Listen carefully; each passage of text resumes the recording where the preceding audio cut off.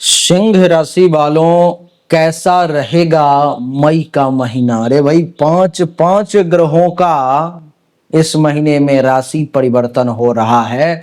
आकाश मंडल में उथल पुथल की स्थिति मची हुई है। क्या होगा, कैसा होगा, उसको समझेंगे। सबसे पहले ये देखें कि सिंह राशि वाले सूर्य की अगर बात करूं, आपके स्वामी की, कि 15 मई तक वो मेष राशि में है और 15 मई के बाद वृषभ राशि में, यानी कि 15 मई तक आपके कुंडली के नवम भाव में और 15 मई के बाद कुंडली के दसम भाव में है। मंगल की बात करूं तो मंगल कुंडली के द्वादश भाव में कर्क राशि में है। बुध की बात करूं तो 7 मई तक जो है सो बुध मीन राशि में है, 7 मई के बाद मेष राशि में, फिर 23 मई से वृषभ राशि में। देवगुरु बृहस्पति 14 मई तक वृषभ राशि में, यानी कि आपके कुंडली के दसम भाव में, और 14 मई के बाद कुंडली के एकादश भाव में, जो चमत्कारिक परिणाम देगा। शुक्र जो है सो कुंडली के अष्टम भाव में विराजमान है, मीन राशि में उच्च के पूरे महीने। शनि भी अष्टम भाव में ही अष्टम भाव में ही रहेंगे। राहु 18 मई तक अष्टम भाव में, उसके बाद सप्तम भाव में। केतु जो है सो 18 मई तक कुंडली के दूसरे भाव में, 18 मई के बाद प्रथम भाव में। तो इस प्रकार के पांच पांच ग्रहों की जो है जो परिवर्तन हो रही है, जो क्या परिणाम देगा उसको समझने का एक एक करके प्रयास करते हैं। चर्चा पहले सूर्य से ही आरंभ करते हैं। 15 मई तक सूर्य का नवम भाव में होना, यानी कि 15 मई तक आपको सूर्य के कारण खास करके भाग्य का विशेष साथ मिलेगा। भाग्य भरोसे कुछ बड़ा काम होने की संभावना, भाग्य का ज्यादा साथ मिलना नहीं। अगर आप धर्म कर्म से नहीं भी जुड़े हुए हो तो 15 मई तक आप धर्म कर्म से जुड़े रह सकते हो। धर्म कर्म का विशेष जो है सो आपको आशीर्वाद मिलने वाला है। धर्म कर्म के प्रति जो है आपका विशेष रुझान उत्पन्न होने वाला है, आपकी रुचि। संत महात्मा ऋषि मुनि ब्राह्मण आचार्य, इन सब का सूर्य के कारण आपको 15 मई तक विशेष आशीर्वाद मिलने वाला है नहीं। ससुराल से भी अगर कुछ फायदा लेना चाहो तो वो भी आपको 15 मई तक मिल सकता है, ऐसे योग है। 15 मई के बाद जब सूर्य कुंडली के दसम भाव में वृषभ राशि में प्रवेश करेंगे तो क्या होगा।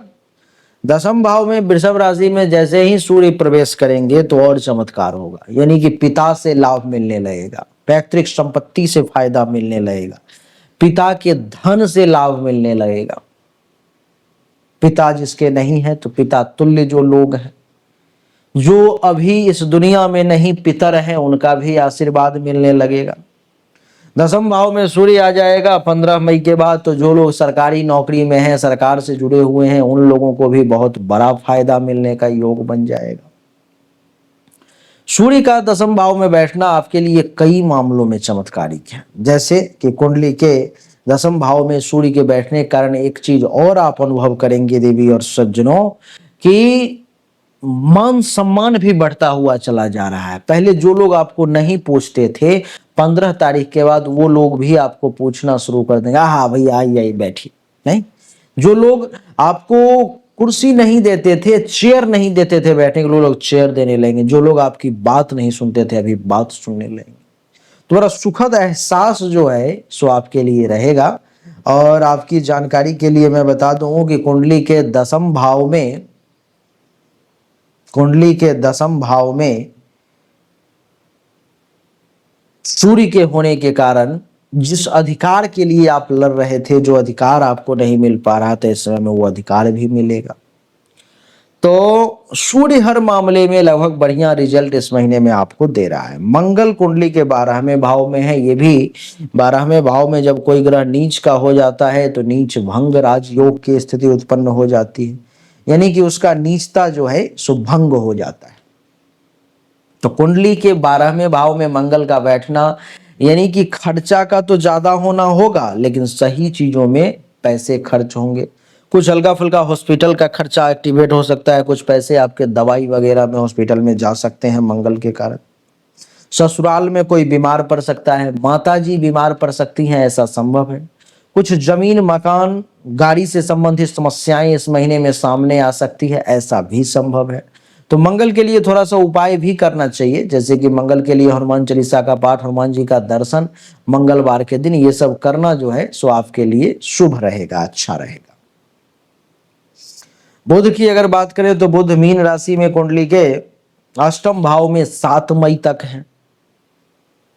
7 मई तक अष्टम भाव में बुध के होने के कारण कुछ समस्याओं का सामना करना पड़ेगा। जैसे कि बुध कुंडली के दूसरे भाव का मालिक है, परिवार के कुछ लोग संकट में आ सकते हैं, परिवार के कुछ लोग समस्या में घिर सकते हैं, कुछ जमा पूंजी जो है आपकी वो किसी मामले में फंस सकती है, कुछ समस्याएं सामने आ सकती है। तो ये सब जो कुछ परेशानी है वो आपको परेशान कर सकता है, ऐसा संभव है। बड़े भाई बहन के साथ कुछ वाद विवाद हो सकता है, सीनियर्स के साथ कुछ वाद विवाद हो सकता है बुध के कारण 7 मई तक, ऐसा संभव है। तो प्रयास करेंगे ये सब ना हो तो बढ़िया रहेगा। 7 मई के बाद जब बुध कुंडली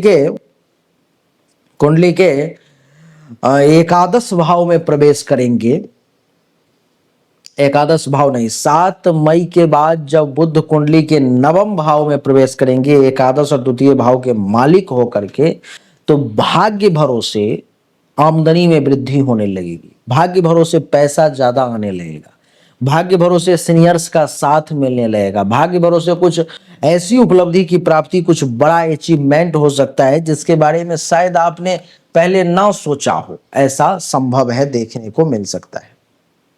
कुछ भाग्य भरोसे 7 मई के बाद धन धान्य संपत्ति में भी वृद्धि होने के योग जो है सो बनते हुए प्रतीत हो रहे हैं।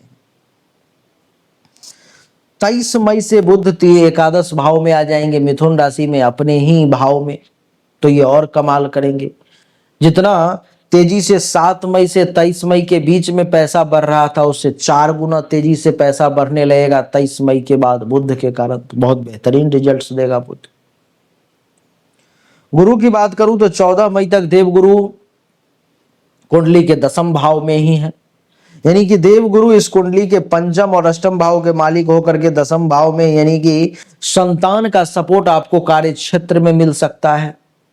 अगर संतान उस योग्य नहीं है अभी, तो आपके पास में जो विद्या है, बुद्धि है, उसका विशेष सपोर्ट आपको कार्य क्षेत्र में मिलने के योग है।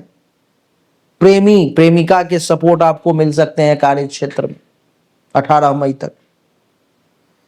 देवगुरु 18 नहीं 14 मई तक। 14 मई के बाद देवगुरु कुंडली के एकादश भाव में चले जाएंगे, तब तो कमाल ही हो जाएगा। संतान का सुख, विद्या और बुद्धि का सही इस्तेमाल करके उचित लाभ लेने का सुख। नहीं, कुंडली के एकादश भाव में जैसे ही देवगुरु जाएंगे तो अचानक से धन लाभ, रैंडम से पैसा कहीं से आने लगेगा। फर्श से अर्श तक की कहानी या जमीन से आसमान तक की कहानी आपके लिए शुरू कर देगा ये देवगुरु। इतना ही नहीं, गुरु के एकादश भाव में बैठने के कारण पंचम दृष्टि तीसरे भाव पर में है, तो बड़े पराक्रम के का परिचय देंगे, बहुत मेहनत परिश्रम से पीछे नहीं हटेंगे, काम चोर नहीं बनेंगे, परिश्रम करेंगे, कर्मठ बने रहेंगे। तो बहुत बेहतरीन रिजल्ट जो है देवी और सज्जनों देवगुरु देने का आपको प्रयास करेंगे। बात करेंगे शुक्र की, तो शुक्र अष्टम भाव में उच्च के हैं।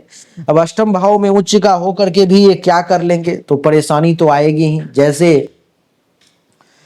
कि छोटे भाई बहन से कुछ टेंशन तनाव, लड़ाई झगड़ा हो सकता है, पिताजी बीमार पड़ सकते हैं, पिताजी के ऊपर में कोई संकट आ सकती है, पैतृक संपत्ति को लेकर के कुछ समस्याओं का सामना करना पड़ सकता है। वैसे जो लोग अपने घर से दूर हो, विदेश में हो, उनको ये शुक्र भी अच्छा लाभ देगा। लेकिन जो लोग अपने ही धरती पर में, अपने ही देश में है, उनको ये शुक्र ज्यादा लाभ नहीं दे पाएगा। संभव हो तो शुक्र के लिए उपचार करें। शुक्रवार के दिन श्री सूक्त का अगर पाठ करते हैं अथवा श्रवण करते हैं तो आपके लिए ज्यादा अच्छा रहेगा।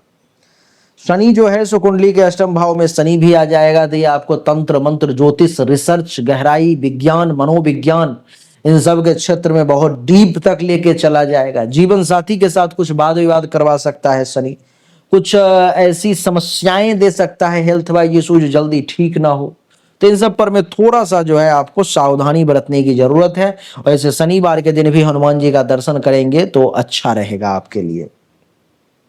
राहु जो है सो कुंडली के अष्टम भाव में ही है, वो भी 18 मई तक।